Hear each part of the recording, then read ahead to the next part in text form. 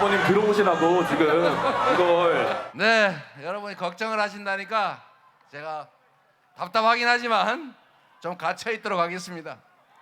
내 편만 챙기고 상대편은 제거하려고 그러고 아예 진짜 죽여버리려고 시사하게 말이죠.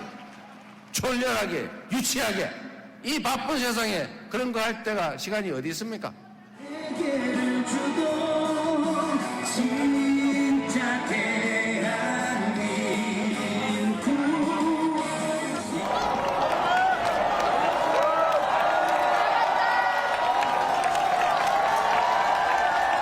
제가 미력 하나마 우리 후보님과 그 같은 길을 가겠습니다. 여러분 함께 하시겠습니까? 허은하. 네, 되는 집은 다르죠. 정치권 이슈 계속해서 짚어보겠습니다. 정광재 국민의힘 대변인, 강성필 민주당 부대변인 함께하셨습니다. 안녕하세요. 안녕하세요. 네, 조금 전 영상을 보셨을 텐데요. 이재명 민주당 후보 유세에는 결국 방탄 유리막이 등장했습니다. 대선 후보 최초였습니다. 이 후보의 말은 제가 좀 답답하긴 하지만 좀 갇혀 있도록 하겠습니다. 뭐 이렇게 말을 했어요. 근데 앞이 좀 잘 안 보일 것 같아요. 화면 보면요. 아무래도 우리 앞에 뭐 투명한 유리판이라고 하더라도 하나가 있으면 불편하기 마련이죠. 네. 그런데 어쩔 수가 없는 게 지금 이재명 후보와 관련해 가지고 사실 뭐 수십 건이 넘는 어떤 테러와 관련된 제보들이 이어지고 있어요. 사실 이런 것은 뭐 민주당뿐만이 아니라 아마 국민의힘 뭐 당대표나 후보나 이런 분들에게도 쏟아지고 있을 겁니다. 근데 그 중에서 저희가 그 경찰과 지금 협의를 했는데 그 중에 8건이 있었습니다. 근데 그 8건 중에 한 건은 이미 제가 알기로 검찰에 송치가 된 걸로 알고 있고 네. 7건에 대해서는 경찰이 내사 혹은 조사를 하고 있는 걸로 알고 있습니다. 그리고 이제 우리 가까운 나라 일본에서도 최근에 사실 아베 총리가 안타까운 일이 있었던 거 아니겠어요? 그리고 미국에서 트럼프 대통령도 선거 유세 중에 또 총탄을 맞을 뻔했고요. 그다음에 이재명 후보 같은 경우는 또 과거 이미 부산에서 피습을 한번 당한 사례가 있기 때문에 사실 저희 민주당으로서는 상당히 예민한 부분이다 이런 입장이 있기 때문에 아무래도 좀 유권자들과 소통하는데 불편함은 있지만 이해해 주십사 하는 부탁을 올립니다. 어제 유세 현장에는 국민의힘을 탈당하고 민주당에 입당한 김상욱 의원 그리고 개혁신당을 탈당한 허은하 전 대표도 등장을 했습니다. 허은하 전 대표는 이재명 후보가 직접 소개도 하고 포옹까지 하는 모습도 있었는데요. 좀 각 당에서 좀 나왔던 분들이 이재명 후보에게 좀 많이 간 듯합니다. 네, 허은하 전 개혁신당 대표 같은 경우에는 국민의힘을 탈당해서 개혁신당에 갔었고 이준석 의원과 뜻을 같이 했었는데 여러 가지 갈등 요인으로 더 이상 개혁신당에서 정치를 재개하기 어렵다 이런 판단을 했기 때문에 결국 정치적 망명처로 민주당을 선택한 것 아니냐 이런 분석이 가능할 것 같고요. 김상욱 의원은 사실 보수정당에서 국회의원이 됐잖아요. 네. 그분을 국회의원으로 만들어준 울산의 유권자분들은 김상욱 의원이 불과 1년 만에 상대 진영인 민주당에 입당하고 또 이재명 후보를 지지한 것에 대해서 그것을 인정하고 있을까라는 근본적인 의문이 있습니다.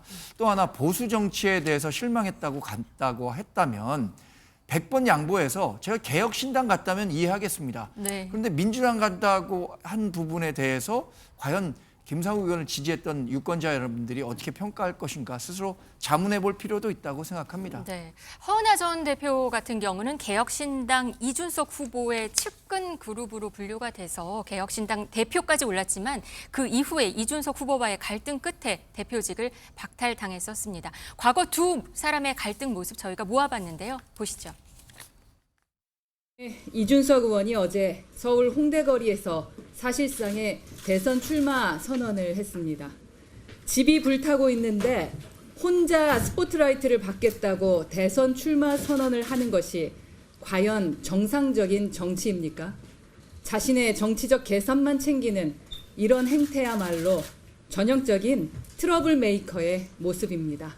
제가 뭐 상황 정치를 하겠느냐라는 건데 제가 오히려 안 했기 때문에 이런 상황이 발생한 거죠. 그러니까 뭐 저한테 상황 정치했다 이렇게 지적하는 분이 있는데요. 네. 상황이면 그렇게 말 안 듣고 있겠습니까 지금? 그러니까 애초에 그 형용 모순인 얘기예요. 이준석의 정치 밑바닥은 어디입니까? 이번 무단 잠적 루머를 계기로 이준석 천하람의 민낯을 다시 한번 알게 됐습니다. 이들은 상대가 순순히 물러나면 부관 참시할 정치인들입니다. 저는 제가 예를 들어 저한테 국민의힘에서 당원 소환 투표로 뭐 90%의 당원들이 나가라 그랬으면 나갔겠죠. 만약 92% 당원이 저한테 야 너 안 되겠다 그랬으면은 제 성격상 제가 무슨 뭐 통장 들고 도망가고 이렇게 하겠습니까? 지난 2월 상황이었는데요. 이준석 후보는 비례를 노리고 들어왔던 인사들이라면서 예고된 행보가 하는 것이다. 놀랍지 않다. 이런 반응을 했습니다. 그래서 이재명 민주당 후보가 보수 진영을 이렇게 포용한다라고 보긴 어려울 것 같습니다. 왜냐하면 지금 허은하 전 대표 같은 경우엔 정치적 활로를 모색한 것에 불과하다고 봅니다.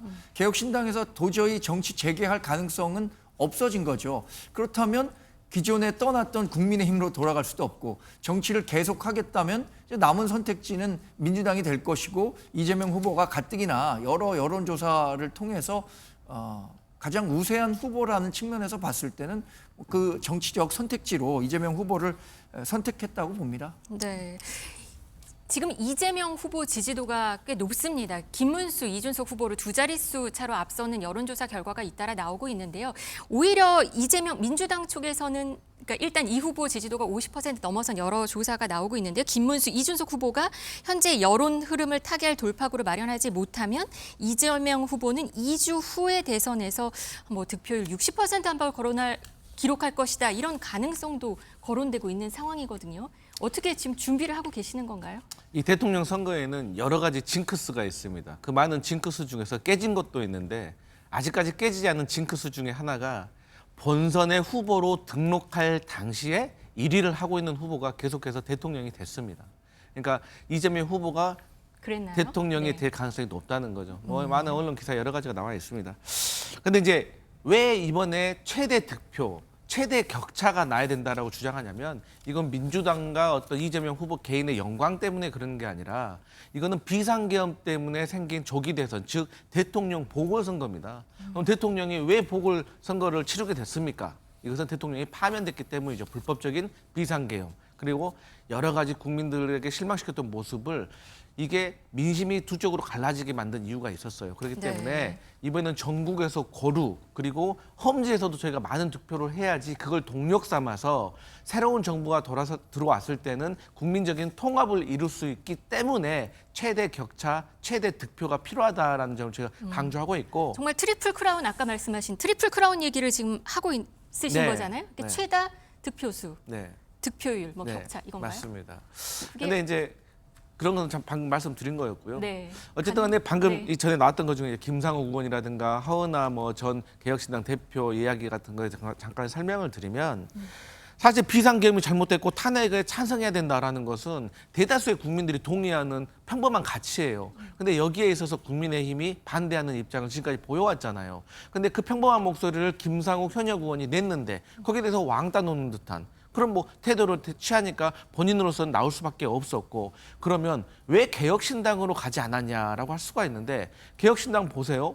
천하용인 이준석 그 후보와 국민의힘에서 탈당을 해가지고 그야말로 개혁신당을 창당했던 멤버들입니다. 근데 천하용인에서 김용태였습니다, 원래는. 근데 이 김용태가 빠지고 김용남으로 바뀐 거 아니겠습니까? 그런데 그중에서도 허은하 대표, 선출직으로 대표가 됐는데 이분과 관련해서도 갈등이 있었는데 우리 방금 자료화면에서도 봤지만 대표라는 사람이 당의 실질적인 어떤 가장 큰 지분을 가지고 있는 이준석 후보가 아니 허은하 대표와 갈등이 있으면 본인이 불러가지고 조용히 해결할 생각을 해야지 SNS에다 글 올리고 비난하고 또 뭐 통장 얘기하고 이것은 집안 싸움을 밖에 알리는 거잖아요. 쉽게 네. 말해서 지도자로서의 저는 아직 품격적으로 완성이 되지 않은 것 같다. 그런 사람을 믿고 어떻게 김상욱 의원이 또 가고 또 개혁신당 가면 또 돌고 돌아가지고 국민의힘으로 돌아갈 수도 있습니다. 그렇기 때문에 저희 민주당으로 오셨다 이런 말씀 드립니다.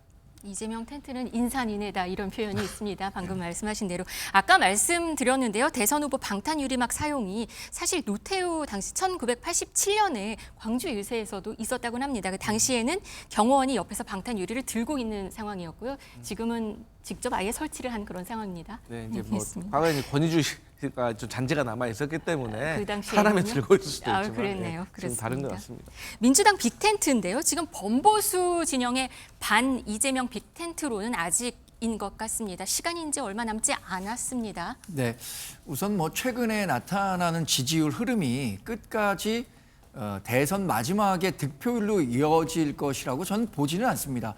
지금은 뭐 앞서 보신 것처럼 이재명 후보가 많이 앞서 나가는 모습인데 그것은 지난 최근 8년간 이재명 후보는 벌써 3번이나 대선 후보로 등록했고 4월 27일에 민주당의 후보로 결정이 됐기 때문에 굉장히 앞서 나간 캠페인을 벌였던 거죠.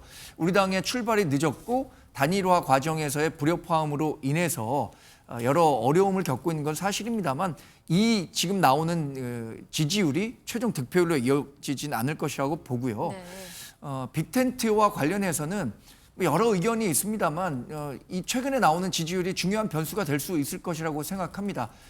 어떤 뜻이냐면 김문수 후보와 이준석 후보의 지지율 합계가 더해져서 이재명 후보를 이길 수 있다라는 확신, 그런 믿음이 생긴다면 저는 단일화 속도가 굉장히 빨라질 수 있을 것이라고 보는데 네. 지금은 아직 그 정도의 여론 흐름을 만들어내지 못하고 있기 때문에 두 후보 간의 단일화 논의가 아직 진척되지 못하고 있다. 그러나 어제 보셨던 것처럼 또 토론회 과정에서 봤던 것처럼 김문수 후보와 이준석 후보가 얘기하는 정책적 틀은 굉장히 같거든요. 보수로서. 그렇다면 어려운 과제겠지만 김문수 후보가 이준석 후보를 어떤 식으로든 만나서 머리를 맞대는 단일화 작업이 이루어져야 한다고 생각합니다.